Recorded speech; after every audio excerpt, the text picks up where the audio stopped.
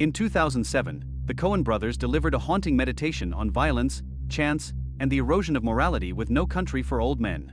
Adapted from Cormac McCarthy's novel, the film strips the Western genre to its bones, replacing heroism with nihilism and clarity with ambiguity. The story begins with Llewelyn Moss, a Vietnam veteran and everyman, hunting in the Texas desert. He stumbles upon a scene of carnage, bullet-riddled trucks, dead men, and a suitcase filled with $2 million in cash. The silence is deafening.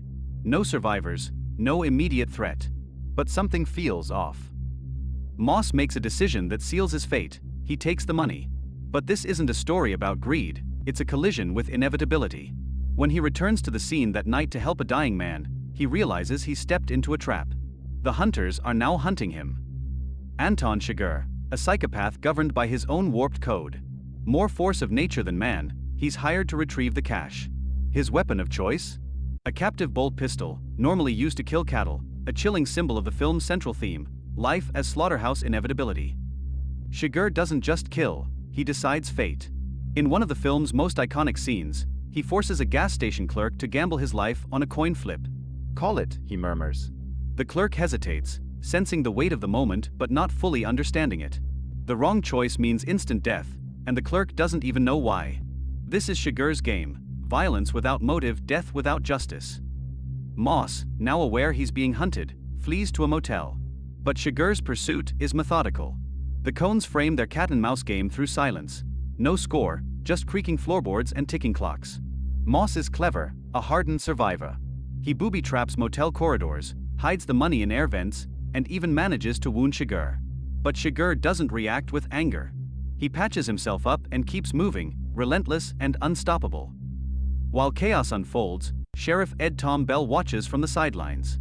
A weary lawman, he represents an old generation of order, now outmatched by the violence consuming his world. His opening monologue sets the tone. The crime you see now, it's hard to even take its measure. Bell traces the destruction left behind by Chigurh, but he's always steps behind, arriving too late. His presence is symbolic: justice, wisdom, morality. None of them can keep up. Moss bargains for his life. He meets Carson Wells, a rival hitman who warns him, "You don't understand. You can't make a deal with him." But Moss believes he can outthink fate. He keeps running, hoping intelligence and experience can break the pattern. And then, the film makes its boldest choice. The protagonist dies off-screen. There's no showdown. No heroic last stand. Just an empty motel room, flashing police lights, and the cold, brutal truth: sometimes, you don't get to see the end coming. As the film reaches its final act, Chigurh carries out one last act of fate. He fulfills a promise, proving that his twisted code remains intact. But just as he leaves, something unexpected happens. Fate finally turns on him. A random car accident leaves him bleeding, but he doesn't panic. He doesn't fight it. He just fades into the distance, like a shadow passing through the world.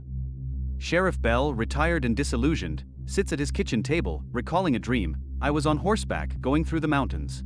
My father rode past me and went on ahead, fixing to make a fire in the dark and cold. And I knew that whenever I got there, he'd be there." The screen cuts to black. No resolution. No closure. The film leaves us with the same unanswered questions as Bell. How do you fight an evil that follows no rules? How do you find meaning in a world ruled by chance? And in the end, are we all just waiting to reach the fire?